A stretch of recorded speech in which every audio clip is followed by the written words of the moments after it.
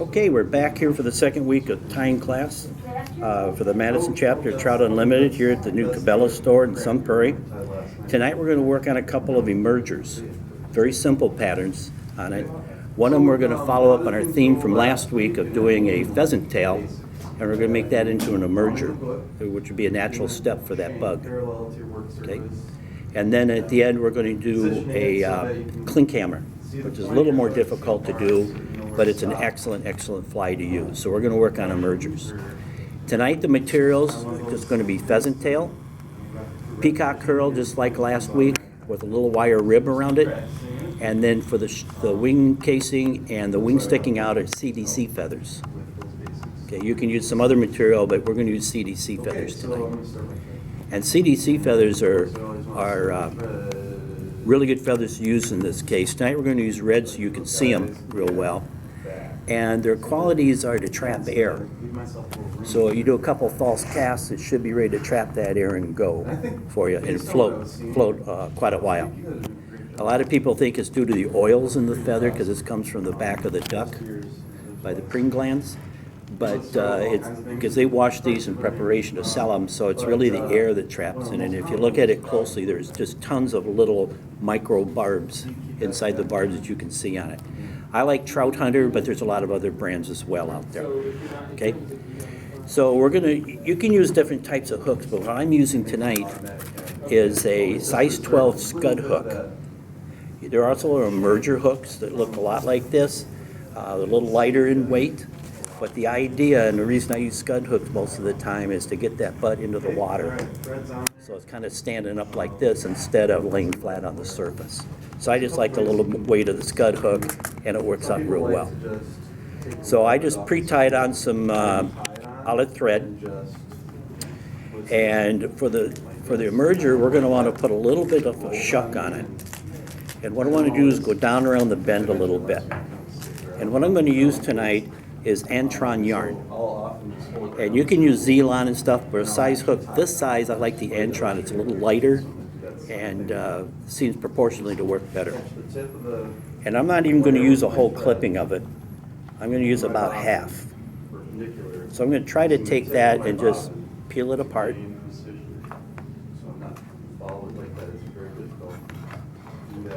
So I have about half of a hank off of the package. Okay? And I can even it up a little bit. And then what I want to do is tie this on up the hook just a little ways to secure it. And then I'm going to tie down the hook, down around the bend a little bit, because I want that shuck look to be kind of a downward motion on it. Okay? And then I'll just cut it off to whatever length I think, no more than the hook shank length. So it looks something like this. And if it spreads apart, that's fine.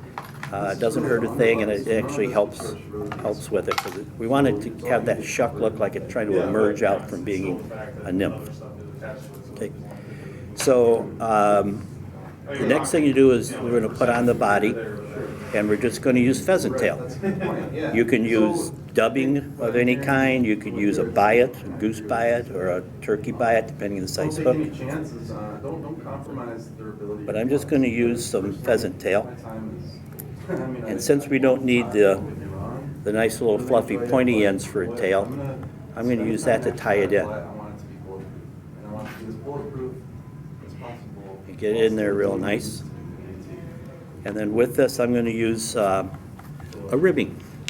And we used wire last week, so tonight I thought we'd try something different. And we're going to use some crystal flash. This stuff's pretty tough, and even as you pull it, it'll take that kink out a little bit, but it's still going to sparkle. So then we're going to tie that in. Right back down to where the pheasant tail is, so we can rib it coming up. And stop short of the hook. Okay, questions so far? All right, and just like with the pheasant tail, I'm going to wrap that body around, single layer of fibers. Now if you get in a situation where your pheasant tail isn't long enough, wrap it up as far as you can, cut another piece, put it on, and just keep going. You'll never know the difference. And then I want to put it up here somewhere around where the thorax is going to be. Okay, and tie that off. Create a smooth underbody. You really want to create a nice smooth base on which. Give it 3 or 4 nice wraps and get it down. I'm going to take that tag off. Then I'm going to take, just like we did last week, and counter wrap the crystal flash. No, it wasn't touching turns. No. In this case, I want to fill the gaps. So In this case, it looks like maybe I grabbed 2 of them, but that's fine. Force the wraps to let apart. Give it a little space. We're just going to wrap it up to the, again, to where the thorax is going to be, Shore up and try and tie that off. Does that make sense? Take the excess. The lead you want in touching turns. Okay. The thread you want to fill. Now we need to form the thorax, the wing case, and the wing that's going to stick out. And for that, we're going to use CDC feathers. Now, I just pulled out red tonight, so it's easy to see. You can use white. They've got them in all kinds of colors. Amber, greens, all kinds of colors for you. And I'm going to try to measure this so that my feather is going to stick out the front. Okay? So I want that sticking out the front a little bit, and that's the float part that's going to work. So what I'm going to do then is turn this around, and I'm going to tie it in. Okay, that's going to stick out too far, but it's all right. We're going to cut it. I'm going to secure this end, make sure that your eye's clear, and get a nice little thorax area going. Something like that, that your feather's on top and backwards. Then, just like we did last week, we're going to use some Peacock Herl. You could use dubbing or something like that if you want to, that's fine. And we're just going to tie that in. There's our lead. There's step 1. Okay. Step 2, tie the wire. Okay. We're going to use wire as a grid. And we're going to form our thorax.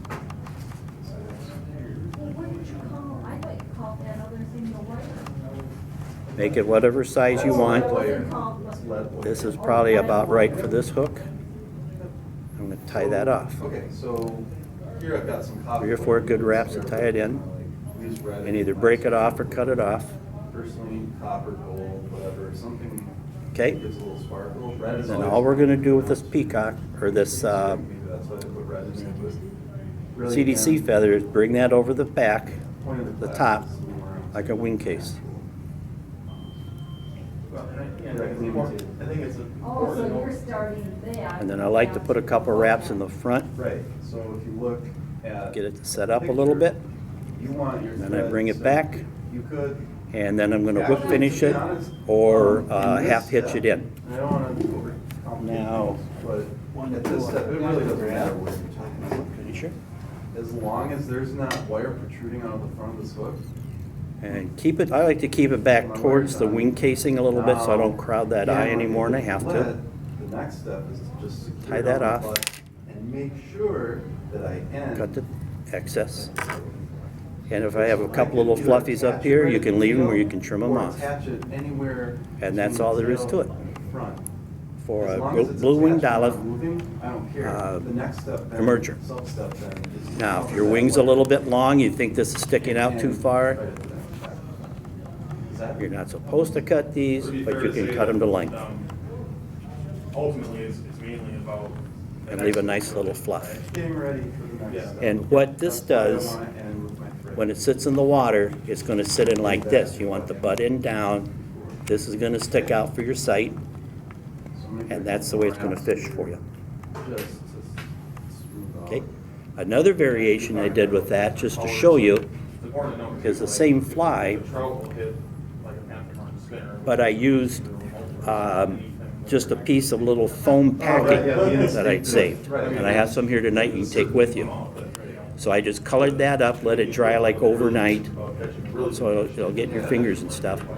But just do it the same way. Tie it in backwards, bring it over, clip off the length you want, and I just made a couple slits in No, it because I don't. to kind of represent You wings. guys will get sections. And all that is a Sharpie Like that I was colored that saying with. before, You can leave it as white, that's fine too. keep it on the spool as If you want a long white look, just leave it as white. as- Even if I waste a little bit, that's because I'm. Okay, questions? Okay, so when you're not done using that, Is that packing material? It's just packing material we got in some order that was shipped to us. Electronics a lot of times has it wrapped around, stuff like that. Yep, and I just saved a big roll of it, and it'll last forever. And you just want a strip wide enough to make your wing casing, that's it. How do you judge where to anchor that CDC so you don't get too much? Are you talking about this? No, the real CDC. For the CDC. I try to measure it out to see if I can get it that way, but I don't worry about it. If it's too long like I thought it was, I cut it off to what I thought the length should be. Very simple. Then I try to pick feathers that don't have a real big stem in them necessarily, so you get a lot of fluffy stuff. Okay. Questions? Okay, let's go tie a couple flies.